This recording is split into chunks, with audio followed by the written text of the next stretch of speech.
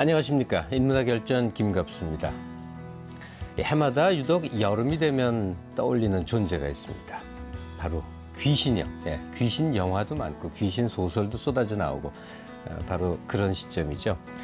가만히 우리 지나간 시절의 귀신 이야기를 떠올려 보면요. 공통된 특징이 다 무언가 애절한 사연을 간직하고 있다 하는 점이 있지 않습니까? 그게 아마도 우리 사회의 어떤 내밀한 모순들을 드러내기 위해서 그 귀신 이야기와 함께 엮여져 있는 게 아닌가 이런 생각을 해보게 됩니다. 오늘 조선의 옛 문헌을 통해서 귀신을 만나보도록 하겠습니다. 기분 어떠십니까? 재밌다고만 여기실 분들도 있겠지만 또 때론 오싹한 기분이 들 수도 있는 겁니다. 네. 귀신 담론 속에 들어있는 우리 문화의 속성들, 이야기들 함께 만나보시죠. 잠시 후에 함께 하겠습니다.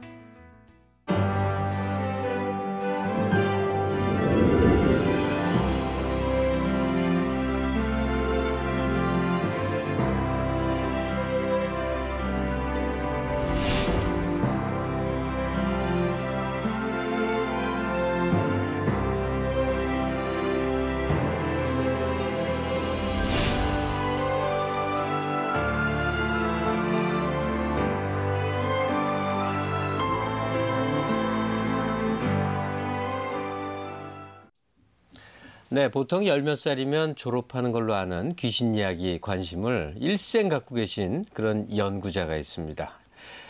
귀신 이야기로 저서를 내고 학위까지 하신 장윤선 박사 모시겠습니다. 안녕하세요. 예, 안녕하세요. 네.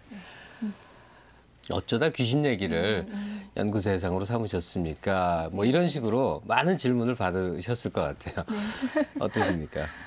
네, 일단 죽음 이후에 대한 관심 때문에 시작이 된 것 같아요. 죽음 이후의 문제들.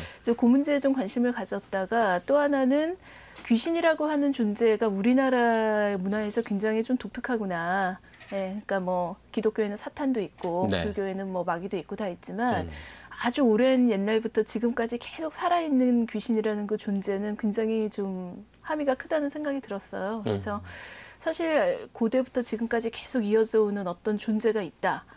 이거 자체가 굉장히 흥미로운 그런 사실이거든요. 그래서 그 두 가지 이유로 시작을 하게 됐고 또 제가 왜 그런지 모르겠는데 약간 좀 어두운 세계에 관심이 많은 것 같아요.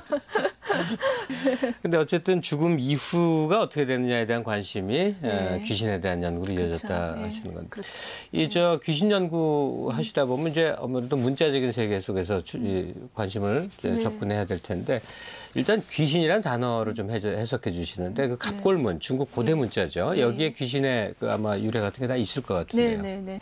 이 개념을 안다는 게 사실은 굉장히 많은 걸 얘기를 하는 거거든요. 그때 당시 인식이라든가 뭐 이런 건데 처음에 귀라는 글자가 뭐 보면 여러 가지 설이 있지만 굉장히 좀 그 두려운 괴물 같은 형상의 어떤 동물들 뭐 이런 거였다고 얘기를 합니다. 무슨 긴꼬리 원숭이 뭐 이런 얘기도 하고 또 하나의 설은 뭐 귀라는 부족이 있었다. 그런 부족이 있었는데 이 귀 부족이 은나라한테 망했다는 거예요. 근데 이제 그 은나라 장수의 꿈에 귀 부족의 장수가 이렇게 무시무시한 형상으로 나타나서 그래서 그때부터 귀 그런 뭔가 이렇게 좀 두려운 대상, 두려운 적 뭐 그러다가 이제 점차 이것이 이제 좀 알 수 없는 존재라고 하면은 역시 어떤 죽음 이후의 세계에서 떠도는 무슨 훈령 뭐 이런 것이 좀 연관이 됐던 것 같아요. 그래서 지금 현재 한자 사전이나 뭐 설문회자나 이런 것들을 보면 이제 떠돌아다니는 넋이다. 좀 비일상적인 넋이다. 죽어서 정신 활동이 계속되는 것이다. 이렇게 이제 얘기가 되고 있고요. 근데 이제 거기에 신이라는 말이 사실은 따로 붙는 걸로 좀 봐야 돼요. 귀자와 신자가 결합돼서 귀신이라는 말이에요. 근데 신이라고 했을 때 우리가 보통 굉장히 좋은 걸로 생각을 하는데 이제 귀는 좀 어둡고 두렵고 뭔가 좀 비일상적이고 이상한 건데 신은 되게 좋은 거다라고 했을 때 이 두 개를 이제 합쳐보면 뭔가 좀 두렵고 어두운 영혼인데 이게 좀 힘이 세다. 한마디로 그 좋은 신처럼 힘이 세서 뭔가 좀 영험한 능력을 가졌다. 그래서 다시 정리를 하자면 좀 비일상적이고 초현실적인 어두운 영혼이지만 영험한 힘을 가진 굉장히 광범위한 어떤 존재, 영혼의 존재. 뭐 이렇게 정의를 할 수 있을 것 같아요.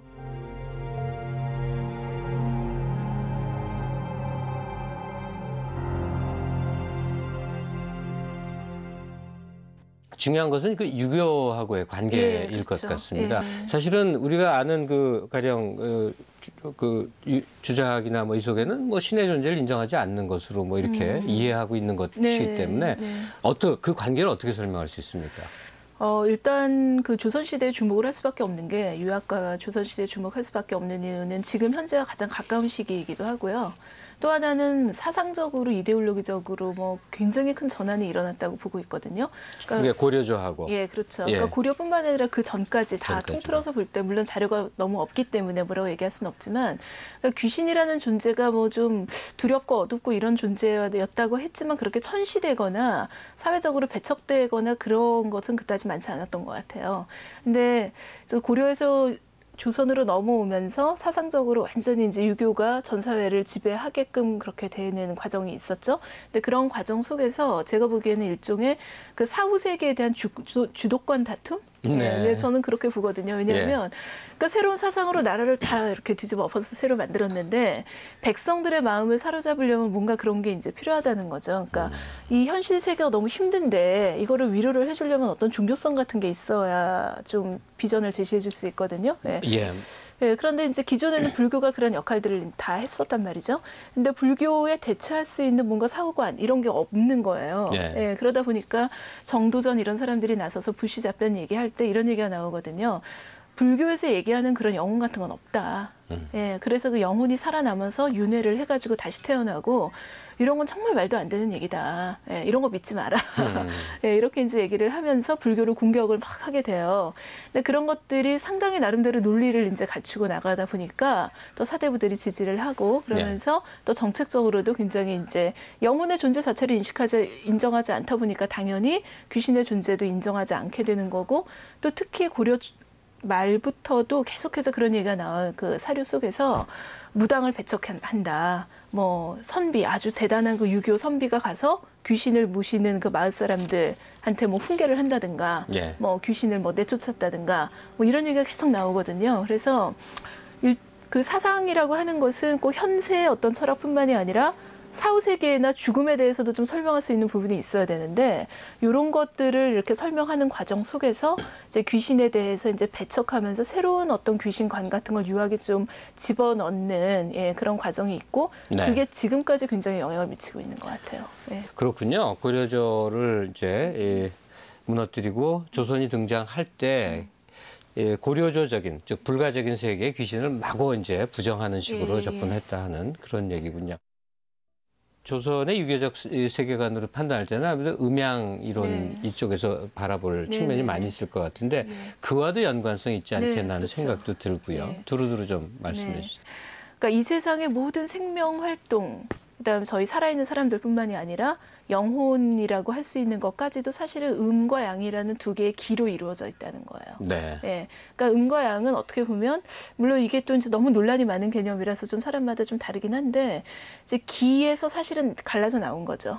그래서 그러니까 이기다 이렇게 얘기하는데, 그러니까 그 기의 양능 두 개의 그 능력이다. 그래서 보통 이와 기로 우리가 설명을 할 때 기의 세계 속에서 그러니까 기의 세계에 좀 더 속하는 거라고 볼 수 있어요. 왜냐하면 눈에 보이지는 않지만 분명히 존재하는 이 우주의 생명 에너지 뭐 이 정도로 생각하시면 될 것 같아요.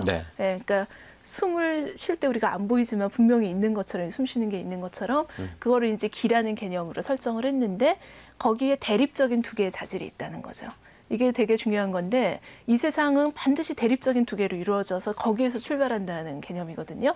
그래서 이제 그게 바로 음이고 양인데 조화를 잘 이룰 때 이럴 때는 생명이 이제 그야말로 생생하고 뭐 번성하고 사회가 이제 뭐 조화롭고 이러는데 이 음양이 조화되지 않고 좀 어그러질 때 이 기의 기운이 아주 나빠질 때, 이럴 때는 이제 좀 안 좋은 일이 있고, 사람으로 말하자면 이제 그 영혼에 문제가 생겨서 귀신이 나타나게 되고 뭐 이렇게 되는 거거든요. 그래서 음양이 이제 이론은 그렇고요. 그거를 주희가 이제 받아서 어떻게 얘기를 했냐 하면은, 그러니까 귀신이라는 것은 결국 음양이 조화롭지 못한 상태에 됐을 때이다.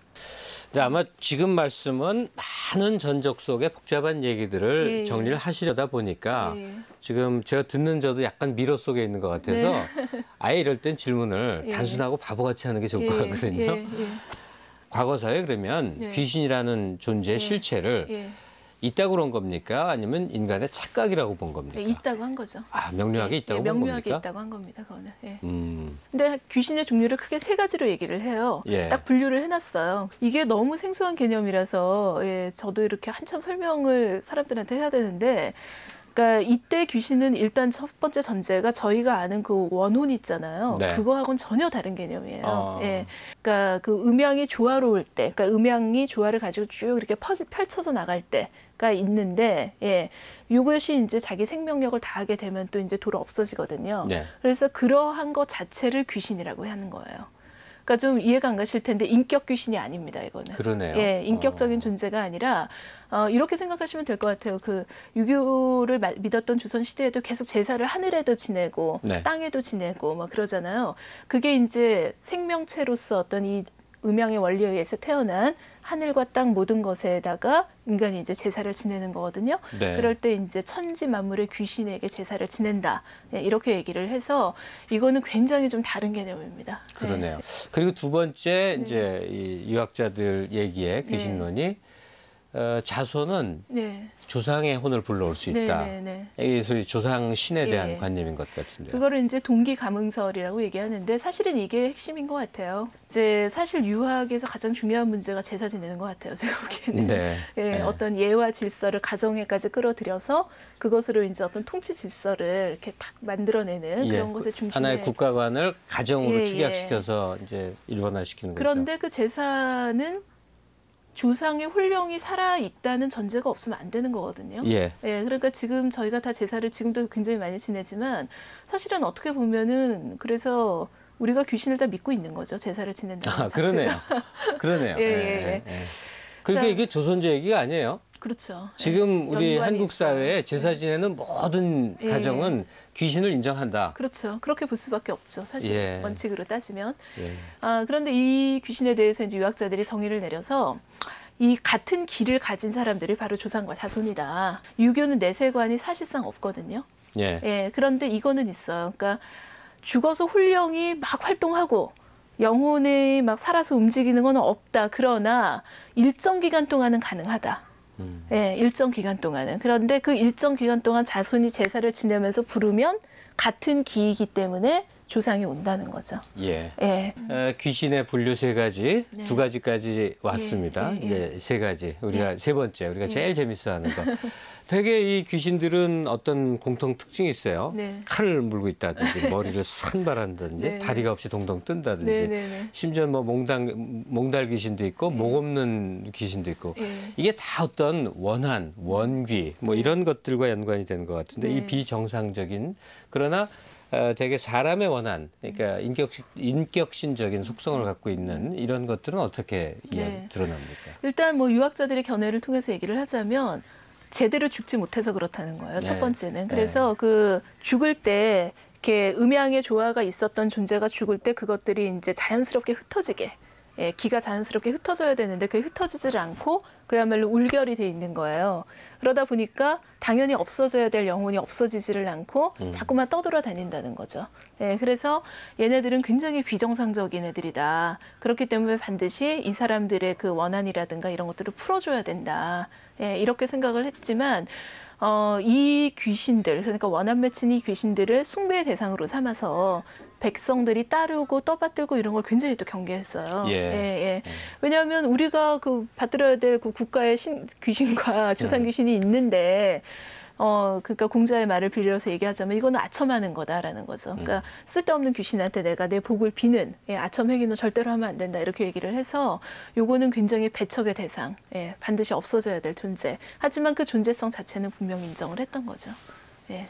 어쨌든 이 무속 같은 거 공식 세계에서 설사 배척하거나 부정했다 하더라도 네, 네. 민간에서 널리 수용되어 그렇죠. 왔던 귀신의 관념인 건 틀림없죠. 예. 그러니까 비일상적 괴이한 원귀 같은 것도 존재하지만 네, 네. 생활 공간 속에서 그렇죠. 귀신의 존재가 늘 함께 있었던 그 시기로 돌아가면 또 하나는 역시 먹고 사는 생존의 문제, 농사와 연관된 것들이 있을 것 같습니다. 네. 즉 그러니까 민간의 삶의 조건 속에 항상 농사는 어려움 속에 직면하지 않습니까? 네네네. 불가예측적인 날씨, 기후 예. 변화라든지 뭐 온갖 문제들. 이것은 아마 국책적으로 네. 어떤 영험한 귀신이라든지 뭔가 설정을 해서 관리를 해야만 됐었을 것 네네네. 같단 말이에요. 네. 과학기술이 발전하지 않았었으니까. 예, 예. 조선조에는 어떻게 그런 걸 했었습니까? 일단은 이제 소위 저희가 말하는 사직이라는 것 자체가 사실은 곡식과 농경의 신을 얘기를 하는 거거든요. 그래서 예. 조상들한테 빌어서 이제 조상들한테 빌어서 음양이 조화롭게 되면 음양은 이 세상의 모든 것을 만들어내는 에너지이기 때문에 음양이 조화롭게 되면은 당연히 농사도 잘 되는 거기 때문에 예, 그런 측면에서 이제 사직의 제사도 많이 지냈고 예. 뭐 기우제도 지내고 그다음에 흉년이 들었다거나 그럼 여제라는 것을 또 따로 지냈어요. 그래서 이제 국가가 주도하에서 이제 여제 큰 제사를 이제 베푸는 거죠. 예, 네. 그래서 그 원리는 어떻게 보면 샤머니즘이랑 똑같아요. 잘 먹여서 잘 차리고 잘 먹여서 예. 그래서 그런 식으로 이제 많이 했는데 그 외에 또 불교적인 제사를 지내거나 이런 것도 굉장히 배척을 했고 네. 도교적인 제사도 굉장히 배척을 해서 다른 건 다 배척하고 이제 유교식으로 모든 것들을 통합해 나가려는 그래서 질서 하에서 예, 이렇게 음양의 조화를 깨워하는 예, 그래서 뭐 잘 많이 들어보셨겠지만 뭐 흉년이 들거나 비가 너무 많이 오거나 안 오거나 그러면은 뭐 이건 음양의 조화가 뭐 좀 깨진 거다 해서 뭐 빨리 결혼 안 한 사람 결혼시키고, 예, 그 다음에 뭐 죄수들 중에서 혹시 벌을 제대로 받지 못한 사람이 있으면 다시 형벌을 제대로 하고, 네. 예, 이런 식으로 해서 그게 다 음양의 조화를 꾀하는 거라고 이제 생각을 해요. 자, 이제 좀 공부되는 귀신으로 오겠습니다. 전적 속에, 네. 자료 속에 나오는, 조선조 책 속에 나오는 귀신 얘기인데요. 네. 신뢰를 들어가면서 이제 네네. 조선조 귀신 얘기를 알아가는 거니까요. 네. 좀 설명을 해 주시죠. 좀 서사구조로 갖춘 얘기가 이제 그 고모 귀매 얘기인데 이두의 고모 귀매 이야기. 예. 예. 귀매라는 것은 그러니까 여자 귀신 얘기를 하는 건데요. 예, 거기에서 나오는 귀신이 그러니까 이런 얘기는 되게 많아요. 그러니까 집이 있는데 조상이 물려준 집에서 살게 됐는데 갑자기 귀신이 나타난 거예요. 네. 그래서 맨날 먹을 거 다 동내고 사람들 이렇게 뭐 똥오줌 뿌리고 그래서 도망가게 하고, 예, 그리고 뭐 있는 대로 그릇도 다 집어 던지고 맨날 행패를 부려서 이제 귀신하고 대화가 돼요, 그 상황에서는. 그래서 아니 도대체 왜 이러는 거냐, 제발 나가 달라고 해도 안 나가고 계속. 예. 근데 이제 제가 여기서 주목할 만한 거는 뭐냐면 나중에 결국 어떻게 됐냐면 그 귀신을 결국은 못 내쫓고 집안 사람들이 다 뿔뿔이 흩어지거나 죽거든요. 네. 예. 근데 보통 뭐 꾸며낸 얘기 같으면 누군가 영웅이 나타나서 귀신을 물리치고 예, 집안 사람들을 구해야 되는데 그런 거 전혀 없이 그냥 귀신의 행패에 일방적으로 당하다가 끝나거든요. 네. 예. 그래서 그게 이게 뭔가 좀 의미가 있겠구나. 왜냐하면 이게 진짜 귀신에 더 가까울 것 같아요. 있다면 귀신이. 근데 지금 얘기하시는 그 귀신 서구관념에도 폴터가이스트라고 그래서 괴롭히는 귀신이라고 네네. 있단 말이에요. 네네. 사람을 번쩍 들어서 패대기를 친다든지 뭐 이상한 일 벌어지는 거예요. 이게 다 네네. 귀신의 짓이라 이렇게 생각을 하는데 그런 괴롭히는 귀신이 있으면 반드시 그 귀신을 퇴치하는 법에 대한 네네. 많은 또 이 비법 이야기들이 있지 않습니까? 네네. 어떤 것들이 조선조에 있었나요? 일단 그 성현의 용제충하에 나오는 그 안공 이야기에서 좀 볼 수가 있는데요. 예. 이 안공이라는 사람이 말하자면 사대부지만 무당 기질이 아주 농후한 양반이라, 예, 그러니까 귀신을 잘 보고 일단. 네. 예. 근데 이제 첫 번째는 아까 말씀드렸던 똑같이 맞대면 하는 거예요. 네. 그래서 뭐 화장실 옆에서 맨날 여자 귀신이 나타난다. 비가 오는 날에. 근데 사람들 다 이제 놀래서 도망쳤는데 이 사람은 가서 이제 계속 노려보는 거죠. 예, 누가 센가 한번 보자 뭐 이런 거. 예, 그래서 귀신이 놀래서 도망갔다. 뭐 이게 있고요. 그러니까 뭐 더 센 기를 발휘하는 거. 그다음 두 번째는 뭐 지금까지도 사실 무당들도 많이 쓰는 건데 그 복숭아 나무 가지가 굉장히 효험이 있다고 봐요. 복숭아 나무 가지가. 네, 네. 예. 그게 귀신을 쫓아내는 특효 기능을 발휘한다고 옛날부터 생각해서 그러니까 민간 신앙인 거죠. 그래서 네, 네. 그 복숭아 가지를 꺾어서 귀신 들린 사람을 막 이제 때리고, 예, 그다음에 이렇게 목을 베는 신용을 하고, 그러니까 일종의 퍼포먼스를 이제 해주면은 귀신이 달아난다. 예. 근데 그거를 하는 사람 자체가 굉장히 기가 세야 돼요. 아. 예, 그거를 하는 사람은 귀신을 두려워하지 않고 일단. 예, 그런 게 아니면은 이제 민간에서는 굿을 많이 하죠. 예, 굿을 제일 해서. 대표적인 게 굿이죠. 그렇죠. 예, 그건 달래서 보내는 거예요. 달래서. 불러갖고. 예. 또 자료 속으로 들어가 보면요. 네. 조선조의 금서가 되기까지 한 귀신 이야기가 네, 있더군요. 네. 설공찬전. 예. 이게 어떤 얘기입니까? 네. 요거는 이제 실제 있었던 일이다 하면서 또 이제 시작이 되는데 전라도 순창에 설씨 가문이 있어요. 되게 이제 아주 잘 나가는 집이었어요. 네. 네. 근데 거기에 공찬이라는 남자가 누나랑, 아니 여동생이구나. 여동생이랑 같이 이제 살고 있었는데 어느 날 공찬이가 이제 병에 걸려 죽게 되고요. 그다음에 여동생도 시집 갔는데 자식도 없이 또 병에 걸려서 죽게 돼요. 네. 그래서 한 집안에서 갑자기 둘이 죽어서 굉장히 흉사가 났는데 그 사촌들이 같이 살고 있었어요. 그 마을 근처에. 예. 근데 그 사촌 중에 공침이라는 이름이 좀 헷갈리는데 공침이라는 애가 있었어요. 공침. 설공침. 예, 예. 그렇군요. 근데 공침이가 이제 공찬이네 집에 놀러 와서 화장실 갔다가 갑자기 쓰러졌어요. 예, 그런데 그 다음부터 영 이제 기운을 못 차리고 좀 이상한 말 하고. 예, 그런데 또 공치미가 쓰러질 때에 공중에서 아주 고운 한복을 입은 여자아이가 샥 내려와서 대표적인 귀신 얘기군요. 예, 예. 그래서 그 다음부터 이제 공찬이의 영혼이 죽은 공찬이의 영혼이 공치미한테 빙의를 해가지고 예, 막 들어갔다 나왔다 하는 거죠. 그러니까 이 공치미 아버지가 너무 이제 고민이 돼서 김석산이라는 그 퇴마사를 불러와요. 네. 그래서 이것 좀 어떻게 좀 나가게 해달라고. 그러니까 퇴마사람은 일종의 박수무당 같은 그렇죠. 경우였겠죠. 예, 예. 그랬던 것 같아요. 그래서 이 사람이 막 어떻게 해보는데 오히려 공치미의 그 영혼의 기에 눌려가지고 그 공치미가 화가 나서 그러니까 공찬이의 영혼이죠. 예, 공찬이가 화가 나서 이 김석산이 얼굴을 막 비틀어버리고 예, 입을 막 튀어나오게 하고 예, 그런 거예요. 그러니까 이제 사람들이 너무 놀래가지고 그 귀신한테 막 빌면서 다시는 안 그럴 테니까 예, 얼굴을 좀 돌려놓으라고. 예. 네. 그래서 이제 얼굴 돌려놓고 퇴마사는 그냥 가고. 예. 근데 그 다음부터도 계속 이제 들어갔다 나왔다 하는데, 그러니까 사람들이 뭐 궁금한 거예요 이제. 그래서 그 귀신이랑 대화를 하면서 너 어디 있다 왔냐, 너 사는 세계는 어디냐. 그러니까 이제 공찬이가 영혼 공찬이가 자기가 사는데 얘기를 해줘요. 뭐 여기서 뭐 섬이 있는데 우리들끼리 모여 사는 데가 있는데 거기는 뭐 우리는 굉장히 빨리 갈 수 있다. 뭐 거기는 이렇게 죽은 영혼들이 다 모이는 데고 뭐 이러저러하다. 이런 얘기를 하면서 이게 미완성으로 끝이 나죠. 아, 작품은 완결되지 않았어요? 완결이 된 것 같은데 저희가 발견한 것이 유실이 됐어요? 예, 아, 뒷부분이. 아깝다. 지금 얘기 들어보니까 우리 요즘 그 장르 구분할 때 호러 소설, 네, 맞아요. 여기 소설 이 정도가 되는 거네요. 예. 근데 왜 금서가 된 겁니까? 일단은 조선조에서 공식적으로 인정하지 않는 그 빙의, 예, 그다음에 그 비정상이라고 얘기했던 그 귀신이죠. 네.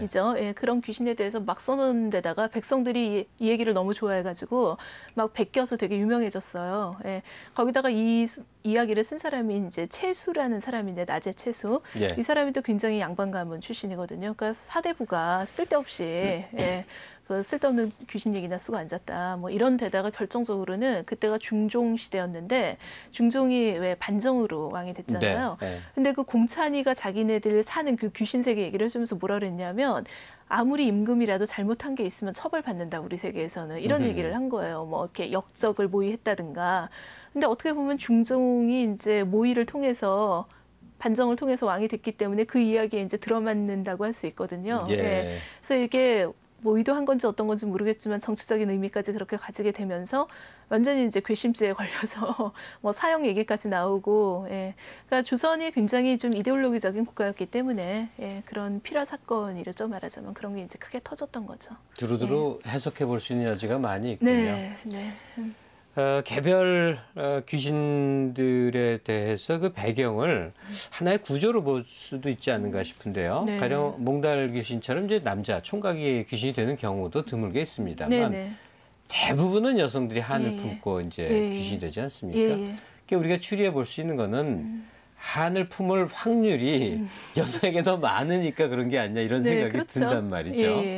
여성 그 음양의 이제 관계에서도 볼 수 있을 것이고 사회 구조적 어떤 환경 속에서도 찾아볼 수 있을 것 같은데 선생님 어떻게 정리가 되십니까? 일단 저는 그 원한 귀신 얘기는 소외자의 이야기라고 생각해요. 네. 예.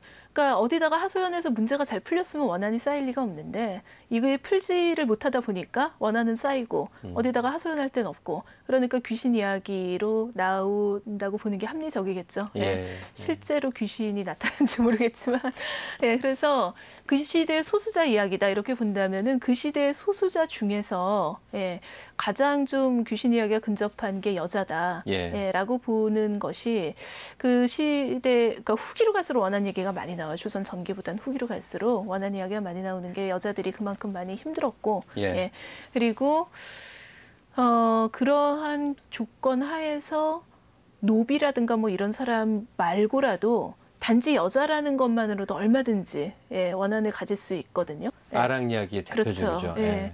그러니까 뭐 잘못하다가 내가 뭐 죽었다 이런 거는 그래도 얘기는 할 수 있거든요. 그렇죠. 예, 그런데 그러니까 예. 엄한 주인에게 맞아 죽었다. 네. 물론 억울해서 귀신이 될 네. 수도 있겠지만 예. 그보다 그건 얘기할 수 있는 거리가 예, 되는데 예. 근데 이 성적인 것에 관련된 담론은 완전히 금기 사항이었기 때문에 네. 어디다가 정말 얘기를 할 수가 없는 거예요. 그래서 그것이 이야기로 떠들면서 귀신 이야기로 더 많이 만들어진 것이 아닐까. 예. 네, 조선족 귀신 이야기를 더듬어가면 정말 긴 세월, 600년 긴 세월만큼이나 많은 귀신들이 있을 것 같은데 또 하나 인상적인 걸로 상사뱀이라고 네. 하나 뱀하고 이렇게 여자가 네. 뱀이 되나요? 뭐 어떻게 뱀이 얽히는 그렇죠. 얘기가 나오고 예. 신립장군 얘기도 있고 그런데 예. 이 뱀에 대한 신앙은 사실 우리나라에서 되게 오래전부터 있고요. 다른 나라에도 많은데 우리나라에서는 제일 대표적인 데가 제주도예요. 네. 제주도에서는 그 애월리라는 말이죠. 예, 거기에서는 애월이라는 동네가 실제로 있습니다. 예, 있죠. 예. 예. 거기에서 처녀들이 뱀을 하나씩 옛날에 키웠어요. 예, 그래서 그 독 같은 데다가 넣고 예. 예, 먹을 거 주면서 그래서 이 뱀을 저버리면은 우리 식구들한테 나쁜 일이 있다. 예, 그래서 육지에 시집을 갈 때도 그걸 갖고 갔는데 그 단지에다 넣어놓고 맨날 먹을 거 주니까 이제 시어머님이 아 저기 뭐 좋은 거라도 있나 보다 싶어서 이렇게 뚜껑 열어봤다가 뱀 튀어나오니까 뭐 기절하고 뭐 이런 얘기도 있다고 네. 하는데 그리고 뭐 신화에도 많이 나와요. 뭐 7마리의 뱀을 낳았다. 여자가 뭐 7마리의 뱀을 낳았다. 근데 그 뱀들이 나중에 다 잘 되는. 예.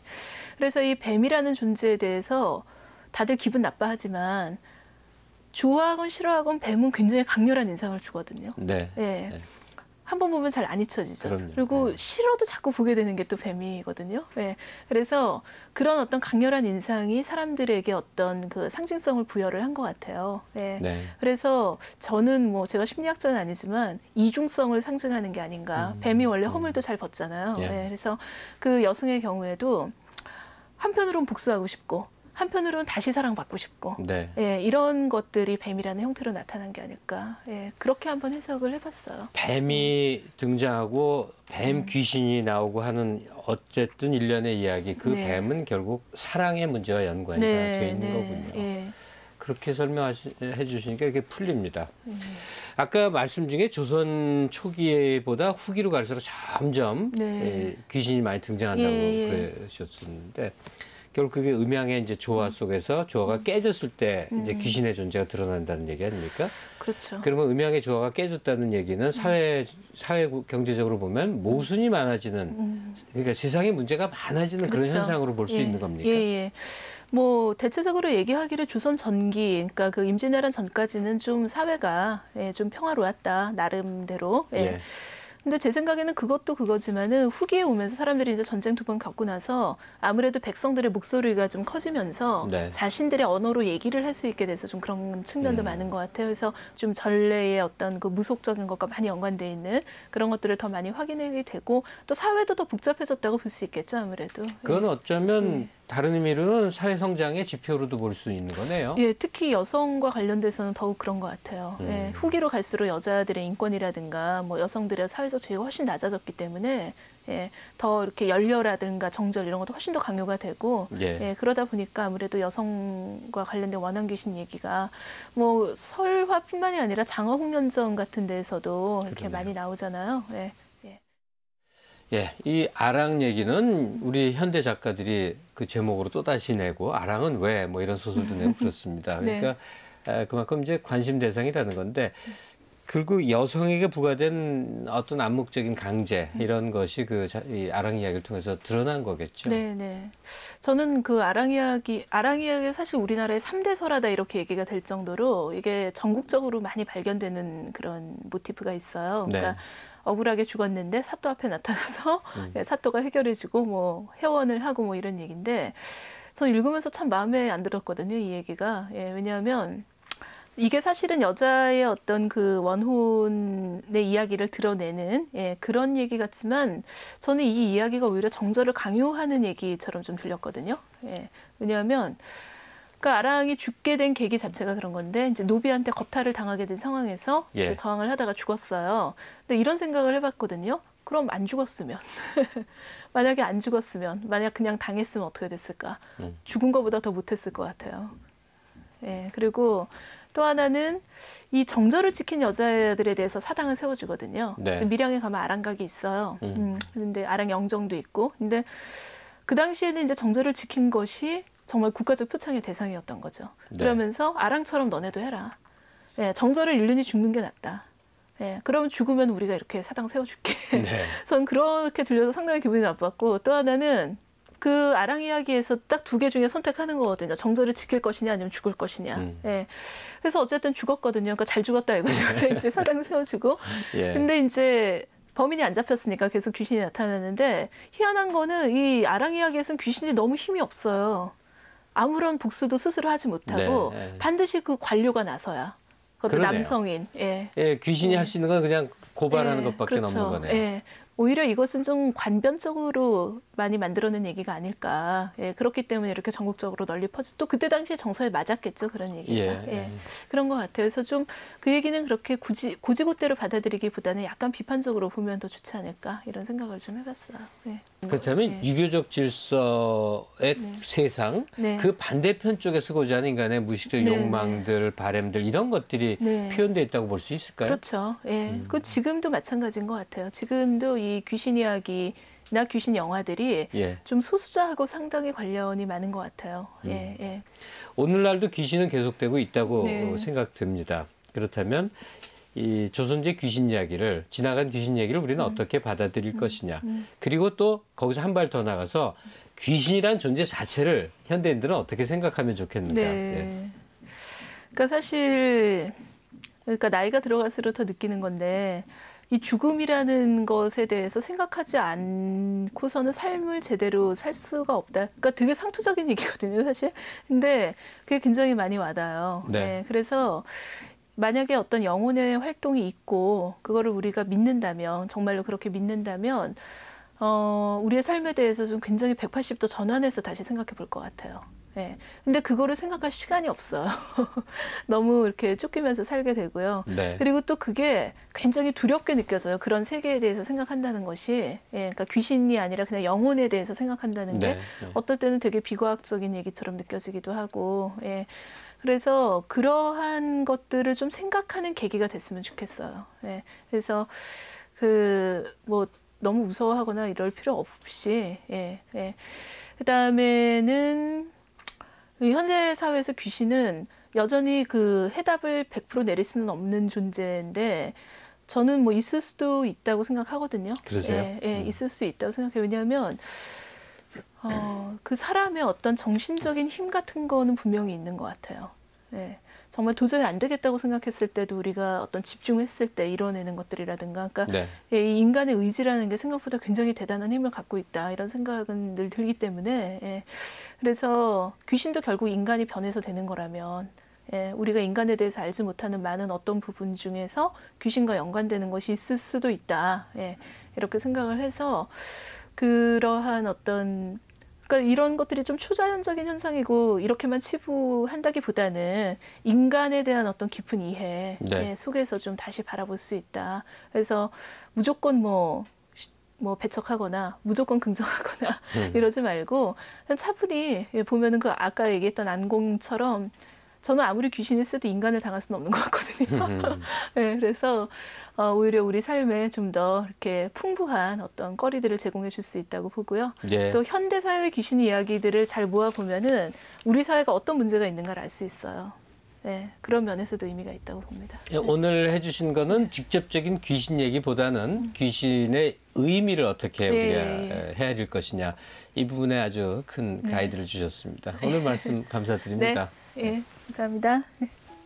네, 오늘은 조선시대 귀신론, 귀신담을 연구하고 계신 장윤선 박사와 함께 조선적 귀신 이야기 함께했습니다.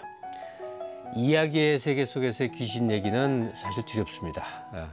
아주 오싹 소름이 돋는 얘기들이 많은데, 오늘처럼 그 의미와 해석으로서의 귀신 얘기는 우리에게 생각할 거리도 많이 주고요. 일단 사회 현상을 이해하는 데 한 배경으로 귀신 이야기가 작용을 하고, 또 하나는 역시 나의 문제입니다. 삶의 문제 못지않게 이 삶이 종결된 이후의 세계는 어떻게 될 것이냐, 이것을 귀신의 얼굴을 통해서 들여다볼 수 있게 만들어주지 않습니까? 네, 어쩌면 인생의 거울의 한 측면인 것 같은 귀신 이야기입니다. 재미로 접하지만 또다시 생을 깊이 있게 성찰해보는 한 도구로서도 삼을 수 있을 법하겠죠. 올여름에 귀신 한번 만나보시든지요. 시간이 여기까지 하고요. 다음 주 시간에 또 찾아뵙겠습니다. 고맙습니다.